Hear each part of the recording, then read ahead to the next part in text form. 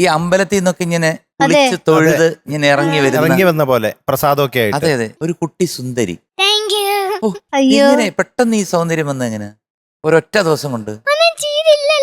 ഇപ്പൊ കുളിച്ചോളൂ? ഞാൻ കുളിച്ചിട്ട് വീട്ടിൽ നിന്ന് വന്നു. ദ്യുതി എന്താ ഏത് പാട്ടാ പാടാൻ പോകുന്നത്?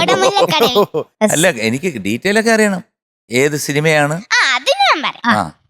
വെള്ളിത്തിര എന്ന സിനിമയിലെ വെള്ളിത്തിര എന്ന സിനിമയിലെ ഷിബു ചക്രവർത്തി എഴുതി. ചക്രവർത്തിയോ?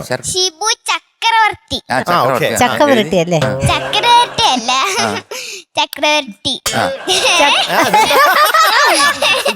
ചക്രവർത്തി. ഷിബു ചക്രവർത്തി. അങ്ങനെ ഷിബു ചക്രവർത്തി എഴുതി. പിന്നെ അൽഫോൺ ജോസഫ് സംവിധാനം ചെയ്ത്. അൽഫോൺ ജോസഫ്. അൽഫാമോ? ജോസഫ് അങ്കിൾ. അൽഫാമോ? അയ്യോ, പേരെന്തായിരുന്നു? ഞാൻ കേട്ടത് അങ്ങനെ. അൽഫാം ഏതാണ്ടില്ലേ? അൽഫാം ചിക്കനോ? അല്ല, അൽഫോൻസ മാമ്പഴല്ലേ?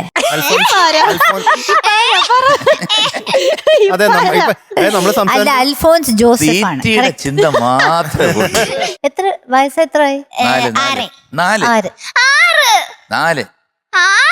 4 പോട്ടെ, 4 കൊള്ളാലോ.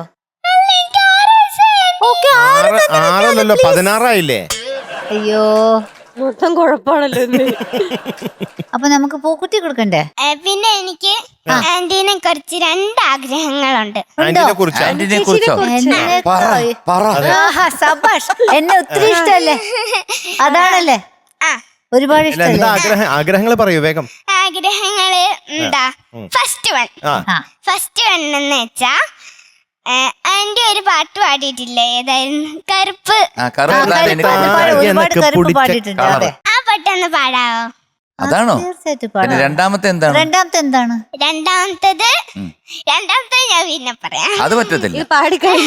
കാര്യങ്ങൾ അറിയാതെ ഇവിടുന്ന് സാങ്ഷൻ ചെയ്ത് പോയാലേ അവിടെ പാടാൻ പറ്റൂ. അതെ, അവര് നമ്മുടെ ബോസ് സാങ്ഷൻ ചെയ്യണം. മാത്രമല്ല ചെലവുള്ള കാര്യമാണ്. കാരണം അവിടെ പാടണമെങ്കിൽ 2 വാഴക്കാപ്പം, ഒരു വട, ഒരു അട, ഒരു ഉണ്ട, ഇതെല്ലാം കൊടുക്കേണ്ടി വരും. എനിക്ക് ഇതൊന്നും ഇഷ്ടമല്ല. അത് അവിടെ ഇഷ്ടമാണ്. അവിടെ കൊണ്ട് കാണിക്കാൻ വെച്ചാലേ പാടൂ.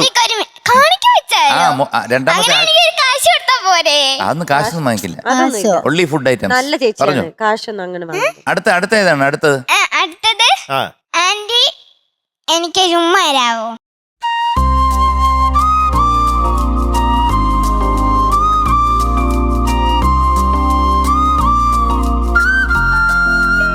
വേഗം ഇങ്ങോട്ട് വന്നോ.